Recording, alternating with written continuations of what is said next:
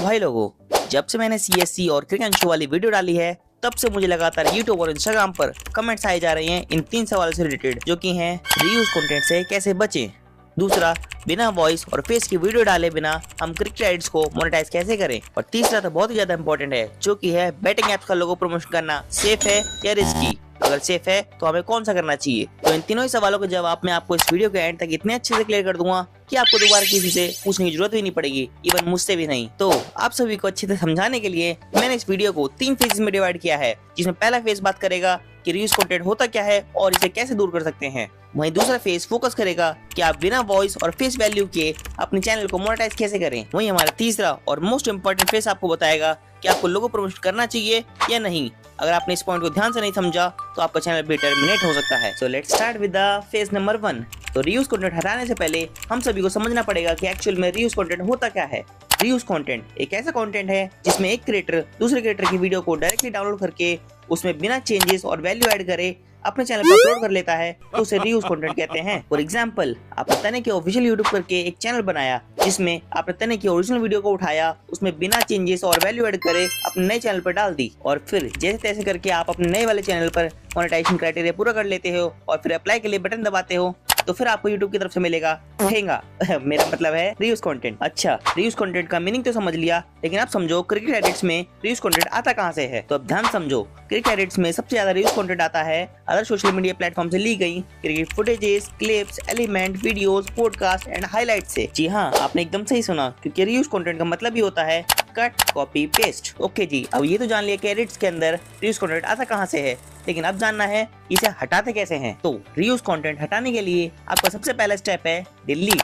यहाँ दोस्तों, इस स्टेप को फॉलो करने के लिए आपको अपने चैनल को बहुत अच्छे से ध्यान से ऑब्जर्व करना पड़ेगा, जिसमें आपको देखना होगा कि ऐसी कौन सी वीडियोस हैं जिसमें आपकी क्लिप्स ज्यादा लगी हैं और फोटोज बहुत ही कम। ध्यान से ढूंढने पर अगर आपको अपने चैनल पर ऐसी वीडियोस मिल जाएं, तो बेशक चाहे उन पे 1 मिलियन व्यू हो या फिर 1000, आपको क्या करना है, सिर्फ डिलीट। हाँ, एक चीज तो है, इस स्टेप को करने से आपका रीयूज कंटेंट तो हट जाएगा, लेकिन आपकी वीडियो डिलीट होने की वजह से आपके चैनल की रीच भी बहुत ज्यादा गिर जाएगी। और इस समस्या का समाधान भी तुम्हारे भाई के पास है, जो कि है स्टेप नंबर 2। और स्टेप 2 है हमारा प्राइवेटाइजेशन। इसका सीधा सीधा मतलब है कि अगर आपको डर लग रहा है कि आपकी वीडियो डिलीट होने की वजह से चैनल की रीच भी बहुत ज्यादा डाउन हो जाएगी, तो आपको अपने चैनल की रीयूज कंटेंट वाली वीडियोस को प्राइवेट कर देना है, जिससे आपके चैनल को भी ज्यादा इम्पैक्ट नहीं पड़ेगा। और जब चैनल मोनेटाइजेशन रिव्यू के लिए जाएगा, तो YouTube हमेशा पब्लिक वीडियोस को ही रिव्यू करता है, ना कि प्राइवेट वीडियोस को। और जब आपका चैनल मोनेटाइज हो जाए, तो उन प्राइवेट वीडियोस में से ना के बराबर वाली रीयूज कंटेंट वाली वीडियोस को दोबारा से पब्लिक कर देना। बट याद रहे, प्राइवेट वीडियोस में से जिन वीडियोस में सबसे ज्यादा क्लिप्स यूज हैं उन्हें पब्लिक मत करना,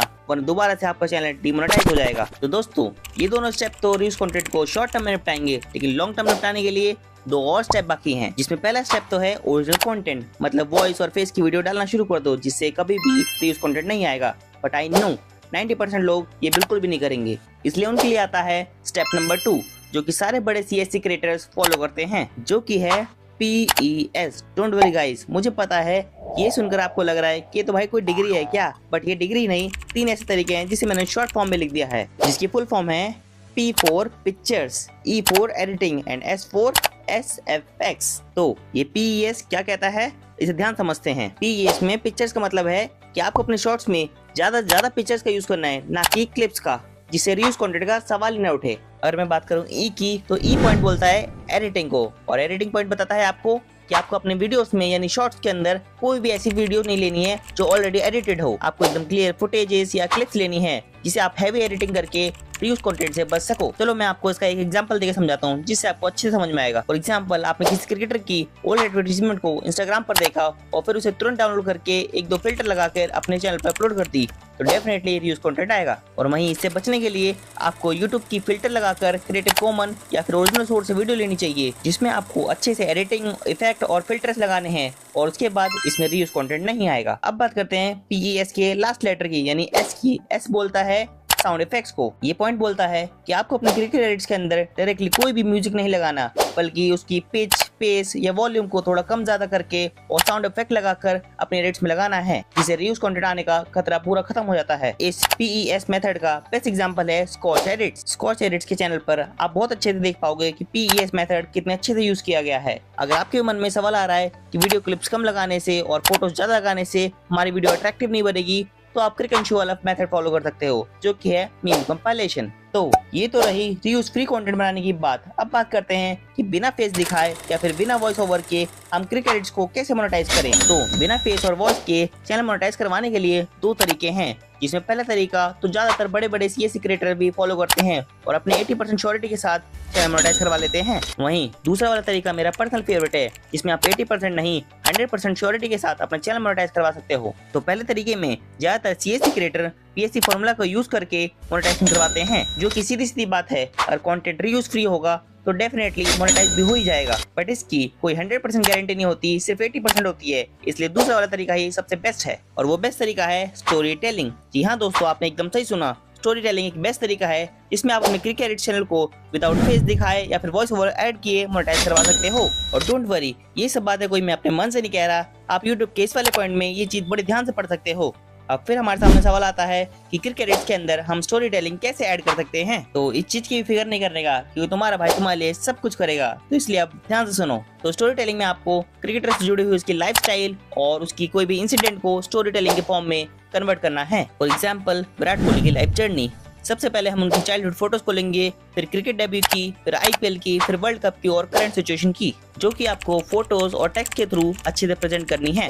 ये सब करने के बाद आपको रीयूज कंटेंट कभी भी नहीं आएगा और आपका चैनल 100% मोनेटाइज हो जाएगा। तो देखा ना आपने, इस तरह से आप अपने एडिट चैनल को विदाउट फेस और वॉइस मोनेटाइज कर सकते हो। अब मुझे अच्छे से पता है काफी लोगों को ये तरीका सुनकर बिल्कुल भी बिलीव नहीं होगा, तो उन सब के लिए मैं खुद एक कमिटमेंट करता हूँ, और मेरी कमिटमेंट ये है कि मैं खुद एक स्टोरी टेलिंग का चैनल बनाऊंगा और उस चैनल पर मैं खुद स्टोरी टेलिंग का कंटेंट डालूंगा और वही सारे रूल्स और स्टेप्स फॉलो करूंगा जो कि मैं आप सभी को बताता हूँ, और सिर्फ 3 महीने के अंदर अंदर उस चैनल की मोनेटाइजेशन मेल आपके हाथ में दिखाऊंगा। अब बात करते हैं उस क्वेश्चन के बारे में जो मुझसे सबसे ज्यादा पूछा जाता है, और वो क्या है कि बैटिंग एप्स का लोगो प्रमोशन करना सेफ है या नहीं। तो इसका जवाब मैं आपको 2 शब्दों में कह दूंगा, चाहे आपको अच्छा लगे या फिर बुरा। तो इसका जवाब है बिल्कुल भी नहीं। हाँ, अगर ये सेम सवाल आप मुझसे 3 या 4 महीने पहले पूछते तो मैं डेफिनेटली बोलता सेफ है, क्योंकि इसी लोगो प्रमोशन से बड़े बड़े सीएससी क्रिएटर्स ने बहुत सारे पैसे कमाए हैं। लेकिन अभी के टाइम पे मैं आपको बोलूंगा बिल्कुल भी नहीं, क्योंकि मैंने आपको इस वाली वीडियो में बताया था कि कैसे YouTube अपनी पॉलिसीज को डेली चेंज और अपडेट करता रहता है।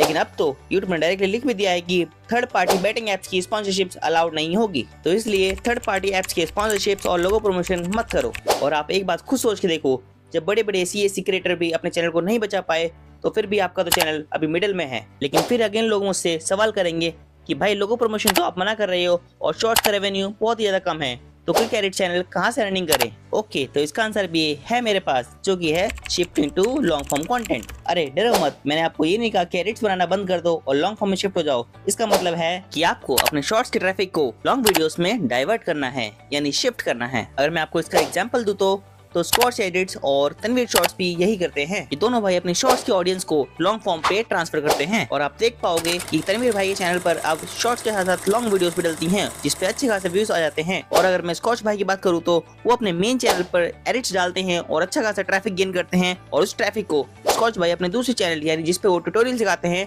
उस पर शिफ्ट करते हैं, जिससे इन्हें 2 फायदे होते हैं। पहला, शॉर्ट्स की वजह से सब्सक्राइबर और चैनल की ग्रोथ बढ़ती है। दूसरा, लॉन्ग फॉर्म पर भी ट्रैफिक आने से अर्निंग अच्छी होती है। और इसी सेम कैटेगरी में अगर मैं एग्जांपल वॉइस वाले या फेस वाले चैनल का दूं तो बेस्ट एग्जांपल है तुषार जोशी और क्रिक मीमस्टर। इन्होंने अपने शॉर्ट्स के ट्रैफिक को लॉन्ग फॉर्म में आने के लिए बहुत ही ज्यादा हेल्प ली है, जिससे इनकी अर्निंग भी अच्छी हो गई है। तो गाइस, मुझे लगता है कि आपके तीनों ही सवालों के जवाब मैंने बहुत अच्छे से दे दिए, लेकिन एक लास्ट और बहुत ज्यादा इंपॉर्टेंट चीज आपको बतानी है, जो कि है इस वीडियो का कोई भी लाइक टारगेट नहीं है, क्योंकि अब से मैं सीएससी ग्रोथ के ऊपर वीडियोस नहीं बनाऊंगा। आई नो मेरे मुंह से ये सब सुनकर आपको बहुत ही ज्यादा शॉकिंग लगा होगा, स्पेशली उन लोगों के लिए जो मुझसे दिल से कनेक्ट हो चुके थे, और मैं उनसे दिल से कनेक्ट हो चुका था। बट सच तो यही है कि अब से मैं कोई भी सीएससी ग्रोथ के ऊपर वीडियो नहीं बनाऊंगा, और इसका रीजन मैंने कमेंट्स में पिन कर दिया है। तो बाय बाय लास्ट टाइम।